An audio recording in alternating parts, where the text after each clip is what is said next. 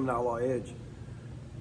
So sometimes somebody will do something and it will kind of remind you of where you come from as far as like your roots. Like what I'm getting at is I was talking to a guy earlier this morning. He's in the UK. He's in, he told me the name of the town. I'm sorry, I can't remember. But his name's Danny.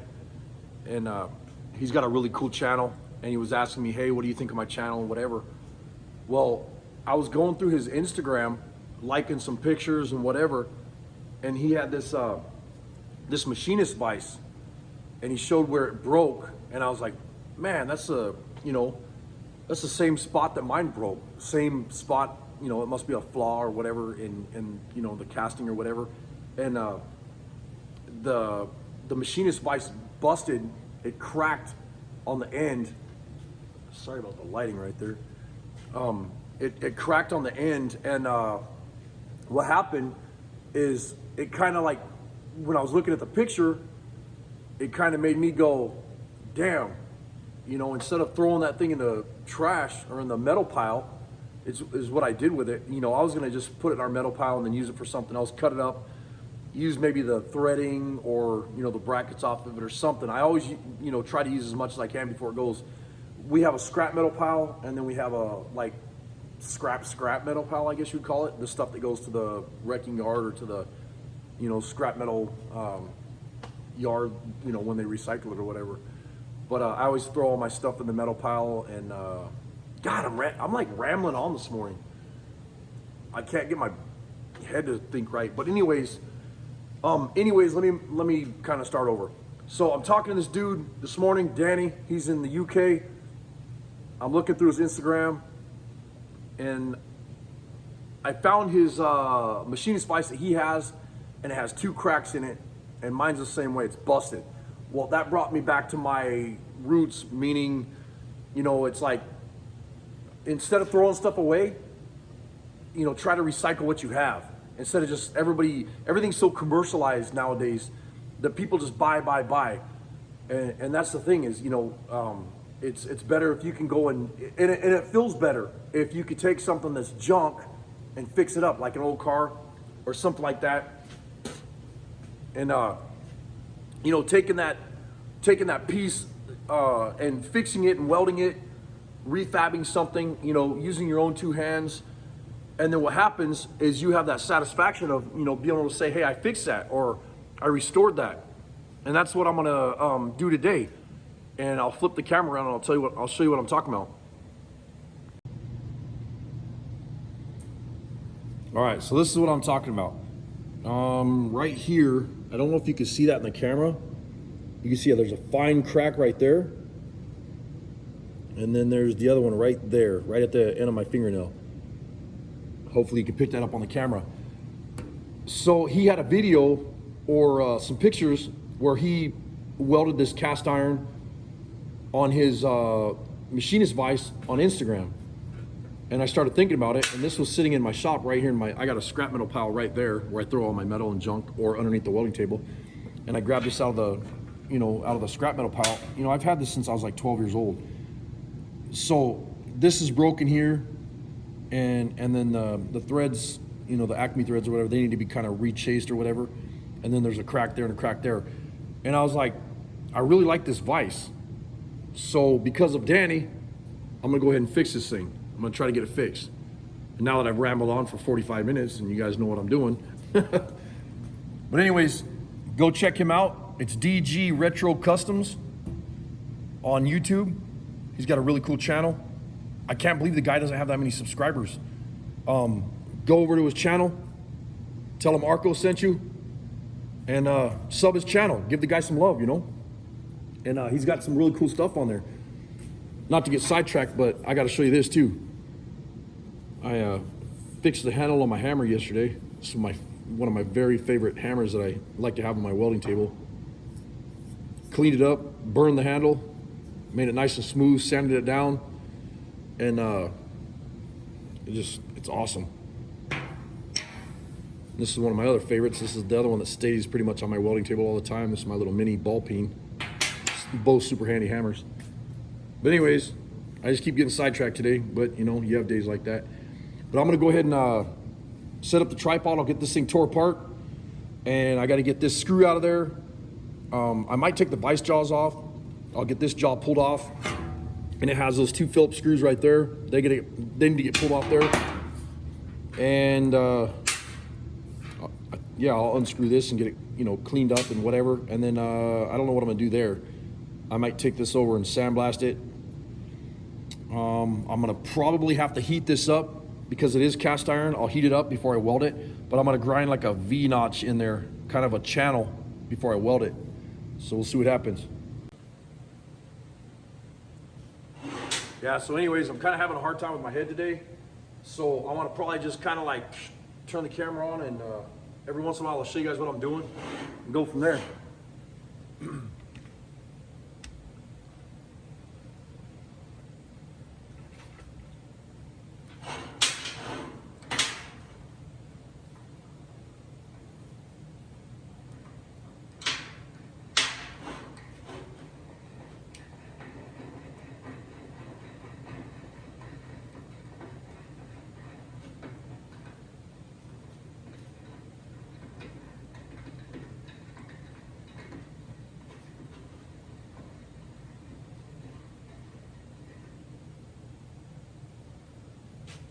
So the threads are kind of flattened out a little bit, but they look all right. I'll clean them up. So that's a spot for like a clip or a screw, and what happens is that screw locks in there.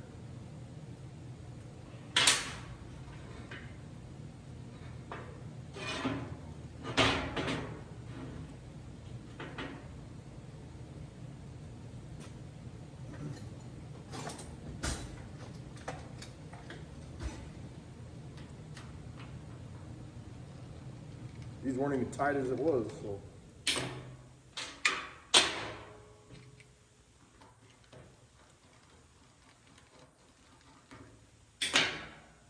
Yeah, but I was talking to DG Retro Customs this morning, and super nice guy. And it was fun sitting there talking to him and whatever while we were drinking coffee, and you know, get to know the guy a little bit. So go over and check his channel out. He's got some good stuff on there. And we were talking about some of the stuff, you know, some of the plans he's got and whatever. I hope he doesn't mind me saying that, but he was talking about some of the plans that he has coming up and whatever for the shop. And he does some beautiful work. And he's got some, you know, videos where they're doing like some Vespa scooters, restorations, and some metal fabrication and whatever, building some cars. Not building cars, but actually doing some restorations, you know. So that was fun hanging out, talking to him this morning. So I got those vise jaw, what would you call these, vise jaw jaws? These are like the protectors or whatever. And then what I'm gonna do is I'm gonna get this stuff all cleaned up and put it in the solvent tank. This thing is so worn out, the cut marks that are in there to hold on to stuff is not even in there anymore. Jaws are almost flattened out. Man, everything was loose on this. I think when I put this back together, I might need to get some Loctite or something to lock this stuff down so I don't lose the screws and whatever.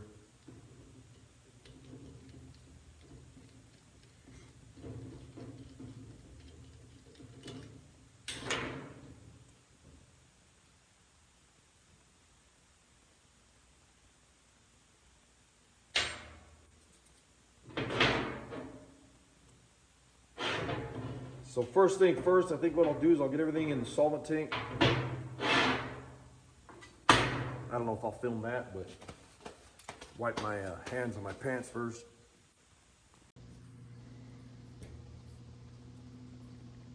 Yeah, the screws I'm just gonna clean up, I think, with, they're all in good condition, so I'm just gonna clean those up with like brake cleaner or whatever, small wire brush.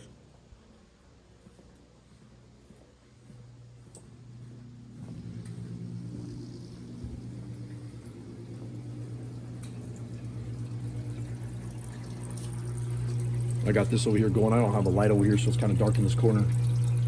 But I'll go ahead and get the tripod set up and get this cleaned up. Wear some safety glasses. Don't be a dumbass. And I got some protective gloves because this stuff's kind of nasty. It's just solvent, but it's really just mineral spirits is what we're using here. So.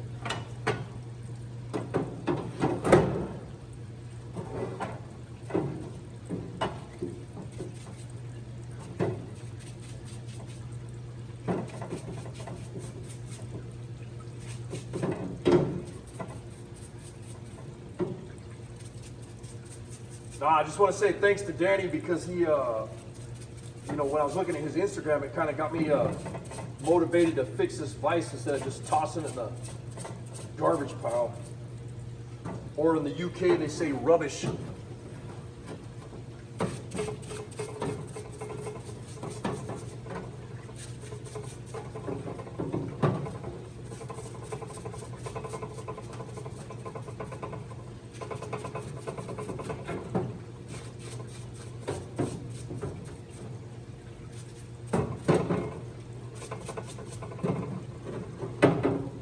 Just a quick cleanup.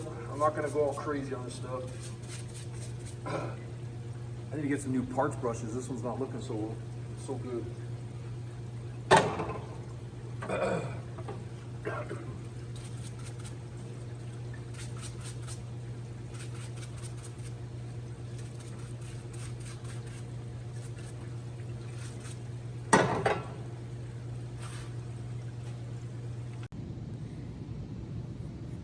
So the next step I did is I cleaned these.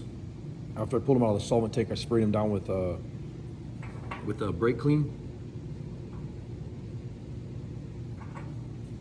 and then dried them off. Just towel dried them, and then I'll go ahead and wire brush all this stuff, get it cleaned up before I start welding.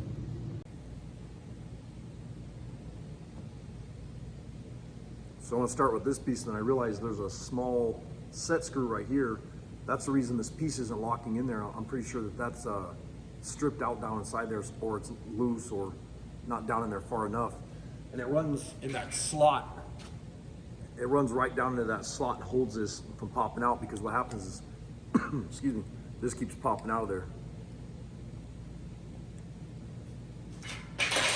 So I'm gonna go ahead and get these all cleaned up on the wire brush real quick.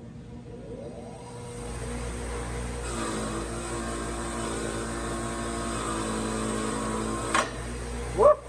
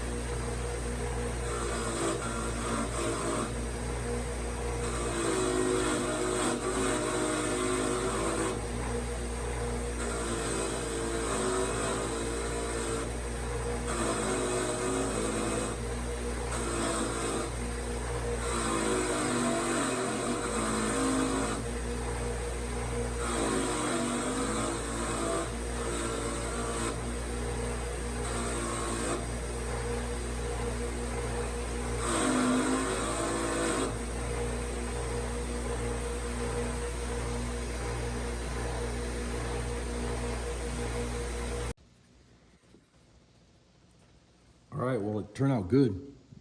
Cleaned up really nice. These threads are a lot better than what they were now. This stuff cleaned up. I still got to get this screw out of here, that little set screw.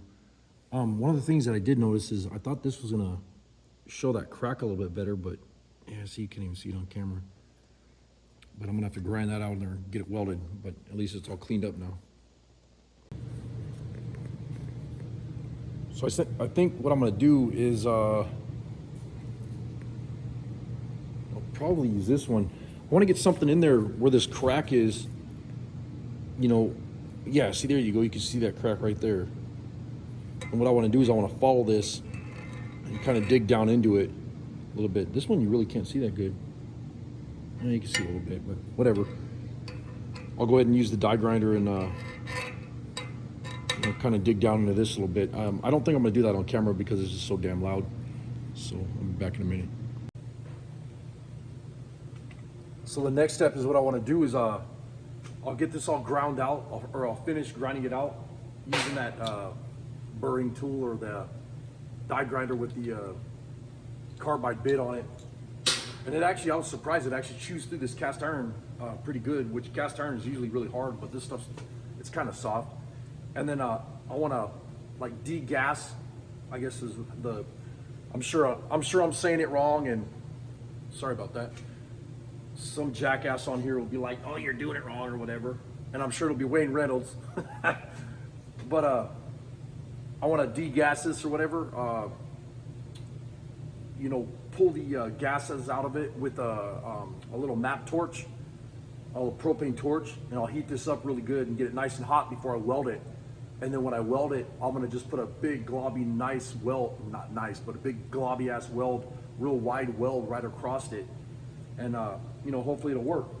And you know, this whole process is only taking me about probably 15 minutes right now. So if I could spend another 15 minutes on it, I got a half hour into it, and I saved this vise.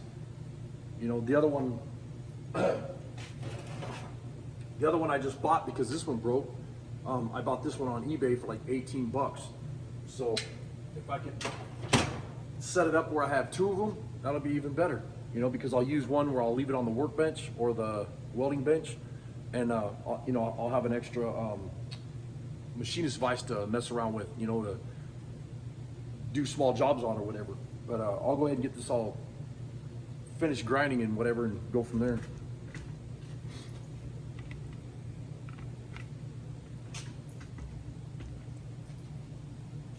It's gonna be kind of loud.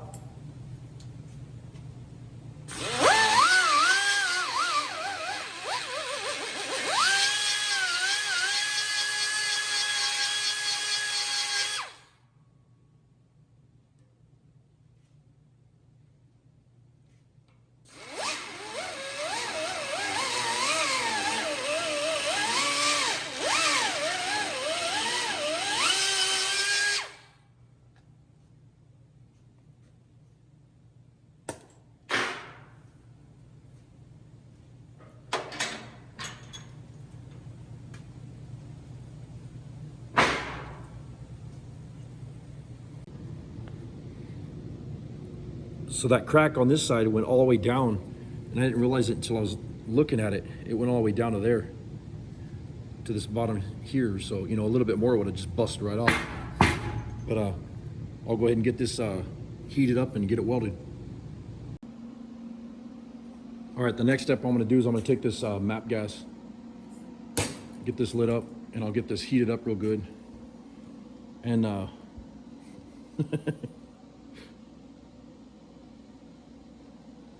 if you guys are wondering what that's about, that's one of my best friends from high school. And then I'm gonna go ahead and, you know, basically heat this area right here, get it nice and hot before I weld it.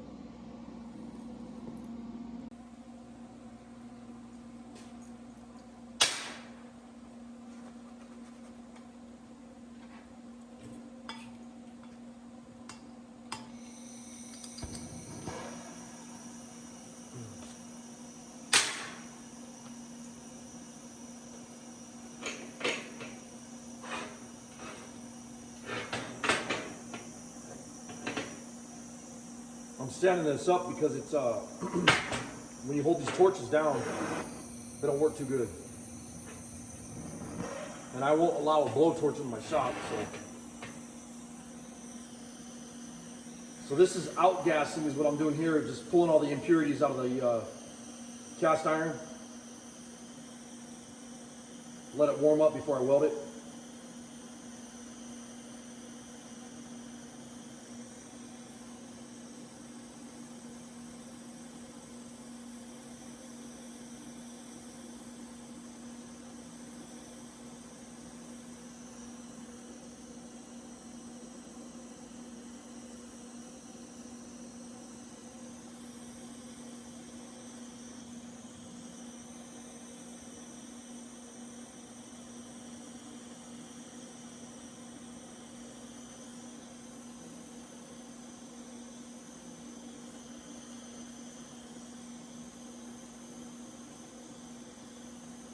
And since I was using solvent on this and whatever, I want to make sure there's no solvent or brake clean or anything like that inside the cracks when I'm going to weld.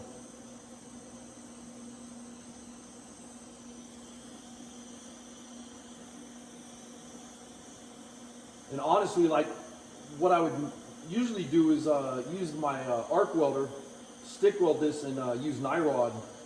You know, that's how I've done cast iron in the past and had good luck with it.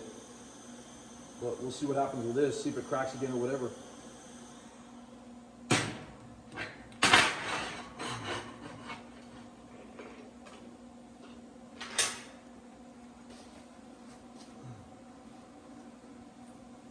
Forgot my welding helmet.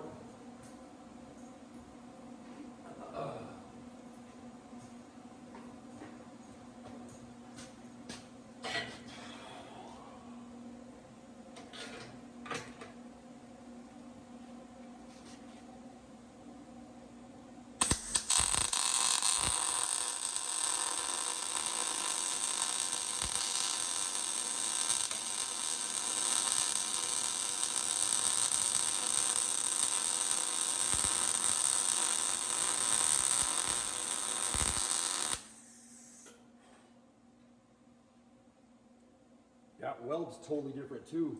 Crazy. Oh, sorry about that.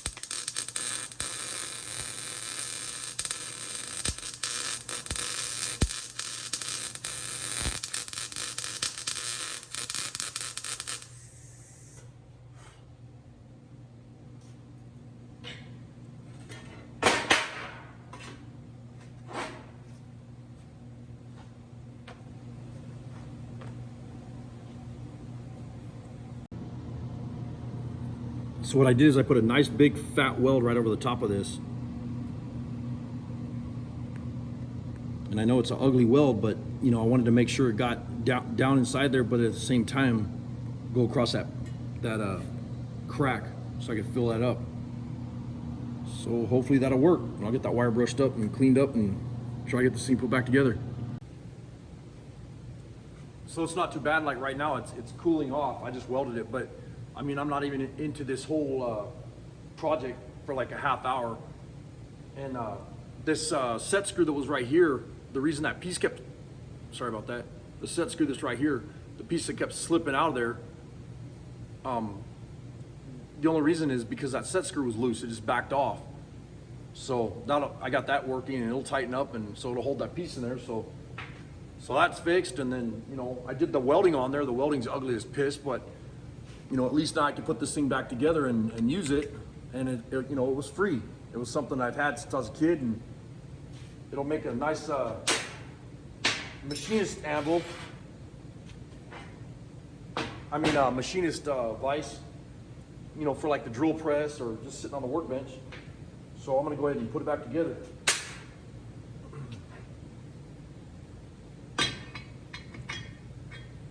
I'm gonna put some grease on the bottom of these sliders. So.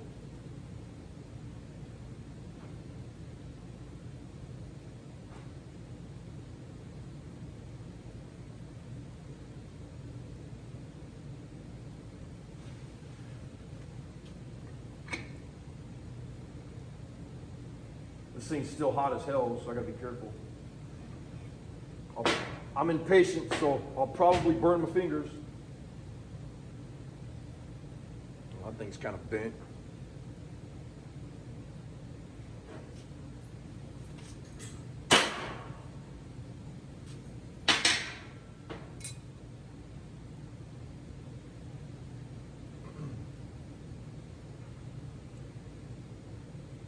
I decided against Loctite. I'm not going to Loctite this stuff, you know, just in case I got to pull it back apart. I'll just tighten everything up. I'll give it a test run and see if it's going to work or not. And if I'm doing another video and it ends up breaking again later, I'll show you guys what happened. But if it works, it works.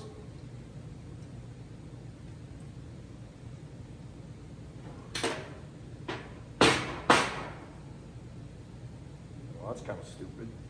So these, if you tighten too tight, they bind up. Wow. That's kind of a crappy setup.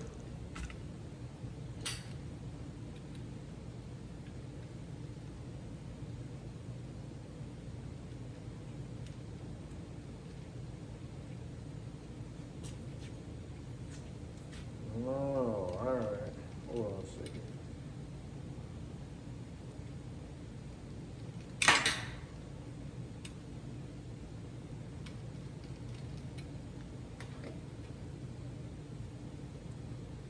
All right, well that makes sense. You know, I flattened that back out, but the thing is that's why it's kind of bent up here. Well, so that was my fault. It's so it can slide back and forth easily.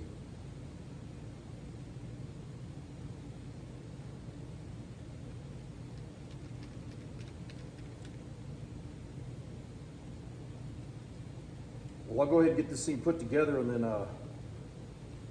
turn the camera back on when I'm done blasting this thing back together real quick. All right, well, it works awesome.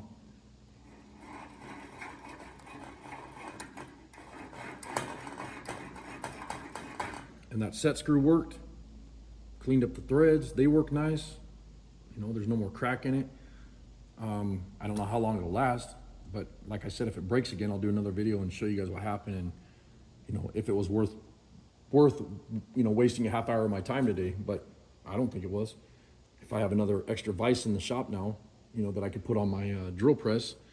And the thing I like about it is it has these, sorry about the crappy camera work, it has these slots, and it makes it nice because I put it in my milling machine, and then also, you know, I bolt it down here so that I can drill parts and whatever. But anyways, you guys, I appreciate you watching. Go check out DG Retro Customs. Got a really cool channel, and he's doing some nice work and stuff. Hopefully he's filming the stuff that he was doing today, because the stuff he was showing me was really cool. And he's got some cool projects on there. And I think his channel is going to go big places, you know. And he doesn't have that many subscribers right now, so you guys go over there and hit subscribe and give the guy some love. Thanks for watching. Later.